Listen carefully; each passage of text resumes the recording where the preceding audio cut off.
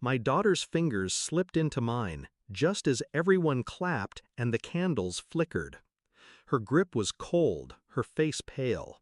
She leaned close, voice trembling, almost too soft to hear. "Don't eat the cake." My mother stood across the table, smiling brightly, her hands folded like a proud hostess. She had baked that cake herself, decorated it with strawberries and cream. She looked at me the way only she could, affection painted over contempt. I blew out the candles. Everyone cheered, and I smiled too, but I didn't touch the cake. 17 minutes later, the police were knocking on the door. It wasn't always like this. I used to believe my mother's love was complicated, not absent. That her sharp words, her cold stares, her comparisons to my sister was just her way of pushing me. But as the years went on, I realized she didn't want me better, she wanted me smaller, weaker, dependent. Still, I tried. I invited her to birthdays, holidays. I let her into my home because I thought family meant forgiveness. But forgiveness is wasted on someone who sharpens the knife you hand them.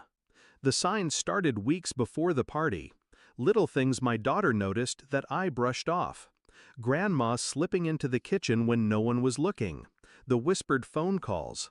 The way she watched me eat with a strange intensity, like she was waiting. Then my daughter found the pills. A small bottle in the kitchen trash, half empty, label scratched off. She didn't tell me immediately. She watched. She waited. At 12, she had already learned the art of silence from me. And when she saw my mother frost that cake with hands too careful, too deliberate, she knew. She saved me. The moment the candles went out, I played along. I smiled, I thanked everyone, I sliced neat pieces of cake and served them. But not to myself, not to my daughter. My mother's eyes flickered, just for a second, when I passed her a plate. She didn't take a bite. That was the confirmation I needed. Excuses are fragile. Patterns are not. I slipped into the hallway, phone pressed to my ear. My voice was calm, steady. The dispatcher listened, and then the sirens came. 17 minutes. That's how long it took for their knock to echo through the house. When the police entered, confusion rippled through the guests. My mother laughed too loudly, pretending not to understand. But her smile faltered when they asked her to step outside. A quiet conversation on the porch. Officers returning to the kitchen. The cake, boxed, bagged, sealed as evidence. And then, the moment her wrists were pulled behind her back. Gasps filled the room. My sister shouted. My mother turned to me, eyes wide with disbelief. "You called them?" she hissed. I looked straight at her, my voice low but sharp enough to cut.